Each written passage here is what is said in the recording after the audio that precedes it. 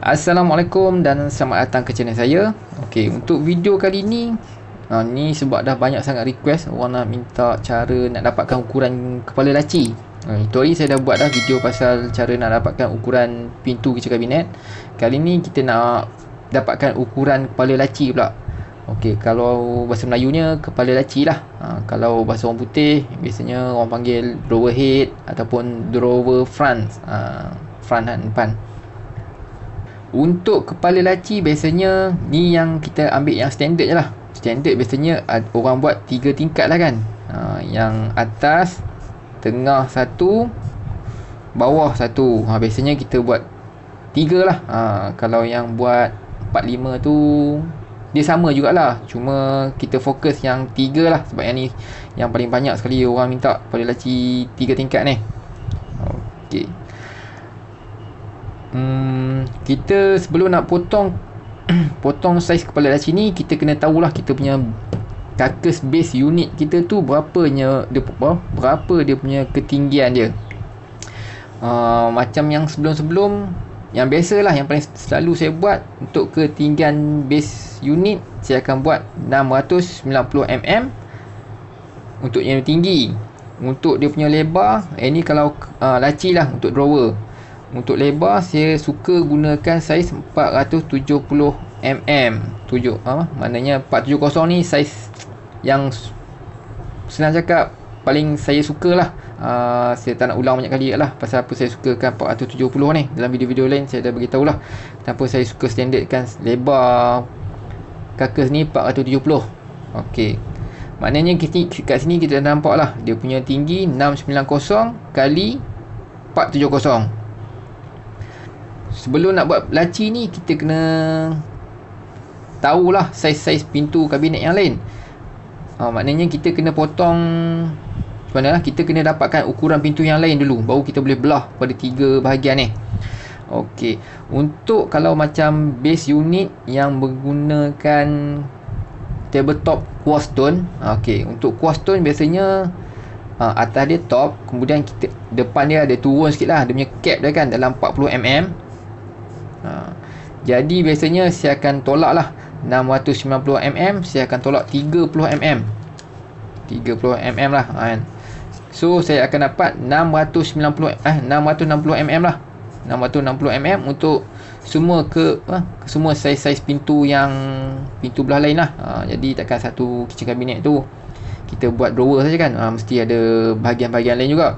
Jadi pintu yang lain saiz dia adalah 660mm dia punya tinggi. Untuk lebar dia macam-macam lah kan, ada yang 900, ada yang 400, 300, macam-macam lah. Okey, untuk tinggi dia 660, kita dah dapat saiz dia 660. Okey, 690 ni kalau tolak 30 ni, kalau kita gunakan tabletop yang quartz stone. Kalau kita pakai macam kita pakai concrete top lah kan. Kalau concrete top ni kita payah nak dapat saiz standard, sebab kalau kita pergi rumah orang, dia punya tinggi tabletop dia berbeza-beza. Jadi 690 jadi contoh kalau kita dah dapat dia punya saiz base unit 690 jugalah contoh. Dia boleh jadi 700, 800, 810 lebih kurang macam tu kan. Contohlah dia dapat dia punya base unit dia 690mm. Okey, 690. Kalau macam tabletop, dia punya top dia jarang-jarang lah kita nampak yang dia turun depan dia ada cap dia memang tak ada lah. Jadi kita tak perlulah tolak 30mm lah, kita buatlah saiz siap sama juga 690mm. 690 lah kan. Sebenarnya ada tolak 4 lagi, tapi keliru pula. Okey, maknanya untuk kalau concrete top kita tak perlu tolak 30mm. Okey, sebenarnya sama je, dia sikit-sikit lah, buat pening sikit. Okey, 6 maknanya saya dapat yang saya cakap tadi, kalau kita gunakan quartz stone, kita dapat saiz tinggi dia adalah 660mm. Ni pintu-pintu yang lain. Okey, untuk laci, kepala laci mestilah kita kena buat 3 keping kan. Kita kena belah lah mana saiz pintu yang kita tiru, ambil saiz pintu tinggi yang macam mana cakap, saiz tinggi pintu yang lain 660, kita bahagi 3. Okey, contoh ambil lah 660 bahagi 3. So kita akan dapat 220 mm. 220, 220, 220. Ni kita dah bahagi 3 lah. Tetapi kita tak siap lagi tau. Ni belum siap lagi. Sebab kalau kita tak, ini kita kena cuci lagi. 220 ni kita kena tolak 4 mm. Maknanya kita kena bagi kecil lagi sikit. Sebab kalau kita tak kecilkan, bila kita pasang PVC edging, dia punya thickness PVC edging tu pun thickness dia lebih kurang 1 mm lah, 0 point berapa dah, lupa dah. Thickness dia kan. Bila kalau kita pakai saiz yang belum cuci 220, maknanya pintu tu akan jadi lagi besar lah. Bila lagi besar, kita cantumkan, maknanya pintu tadi dah, contohlah 220, bila tambah 1 mm 1 mm dah jadi 222. 222 kali 3, maknanya 666. Maknanya dah tertinggi pula daripada pintu yang lain. Sebab kita nak kepala laci ni kalau boleh dia selari dengan pintu-pintu yang lain kan. Okey. Nanti pening lagi pula. Okey, maknanya 220 kita tolak 4 mm. Kita kecilkan sikit lagi. 2, maknanya kita dapat 216. Okey, tolak 4 mm yang saya cakap tadi. Contohlah 220 tolak 4 mm. Tolak 4 mm ni kalau kita menggunakan PVC edging. Tapi kalau kita gunakan aluminium edging 220, kita kena tolak 6 mm. Ni kalau kita gunakan aluminium edging. Kalau kita gunakan ABS edging pun sama juga, kena tolak 6 mm. Mana 220 tolak 6 mm. Sebab ABS edging ni dia tebal. Jadi sekarang ni jom kita fokus dekat PVC edging. Ingat yang dia punya formula ni lah, formula revisi. Formula dia kita dah tahu kan, tolak 4, tolak 6, tolak 6 untuk edging yang masing-masing lah. Okey, sekarang ni kita fokus dekat PVC edging. Jadi kita dah dapat tadi 220 tolak 4 mm. Maknanya padam dululah. Maknanya kita dapat jawapan dia 216. 216 kita kena belah lah. Kita ambil saiz pintu yang sebelah tadi pintu yang lain 660. Kita bahagi kepada, kita belah 3 bahagian, 1 2 3. Okey. Maknanya kita dah dapat lah 216 ni kena kali 3 keping lah. Okey, sekarang ni lebar dia pula. Lebar dia pula ni samalah macam kita contoh video sebelum ni, saya tunjuk macam mana cara kita nak dapatkan saiz ukuran pintu kitchen kabinet. Maknanya kalau kita gunakan PVC edging, kita tolak 4 mm jugalah. Maknanya sini saya cakap tadi 470 tolak 4 mm, mana kita dapat 470 tolak 4 466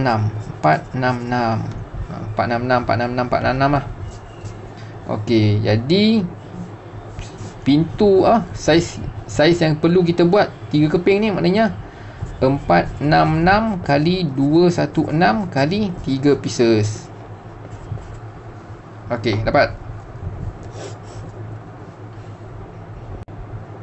Okey, dah siap kita belah tadi saiz yang kita dapat kan. Sini ni saiz siap je lah yang kita dah dapat, 216 kali 466. Lepas pada tu kita nak kena edging lah bahagian-bahagian tepi ni. Itu kalau kita guna chipboard lah. Kalau kita gunakan pintu solid tak perlulah.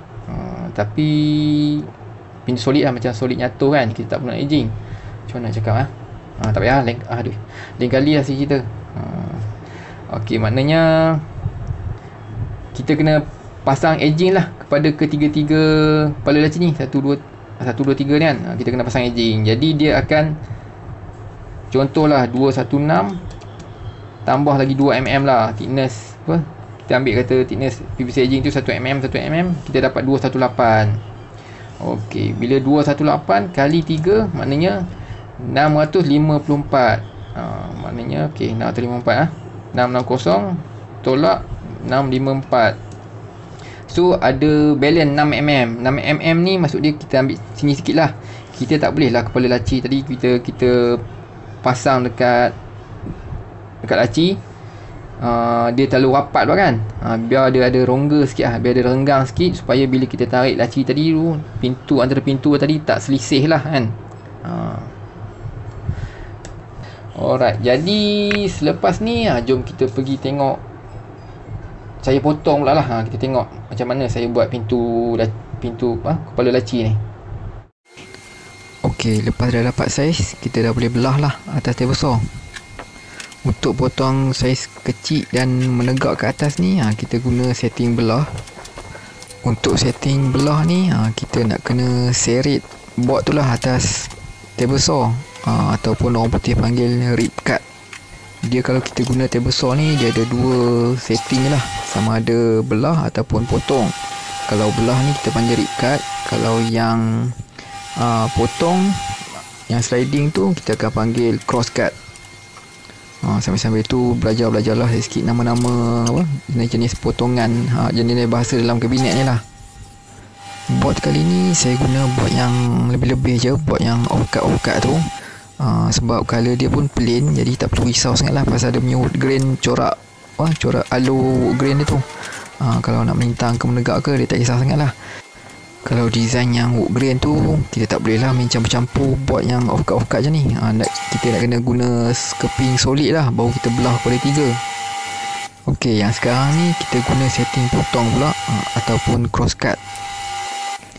Yang mana ujung-ujung dia dah pecah tu, kita cuci lah, buang sikit. Janji dia punya saiz tu cukup.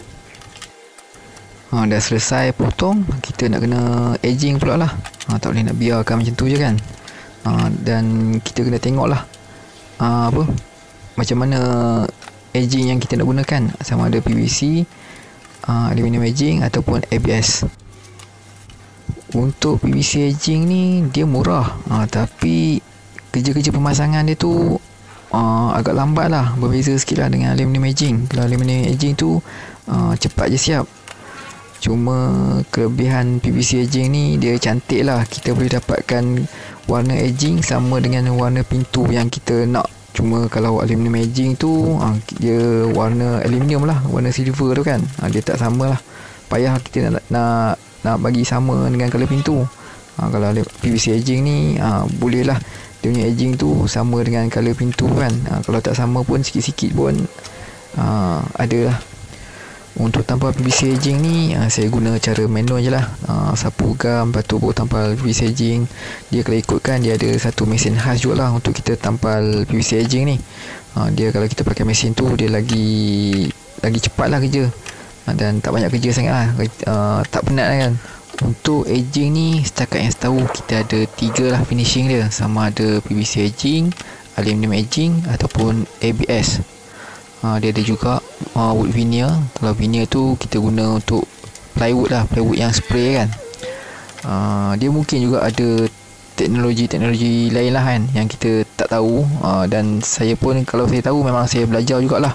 Kita pun kalau boleh nak keluar juga daripada takut lama tu kan.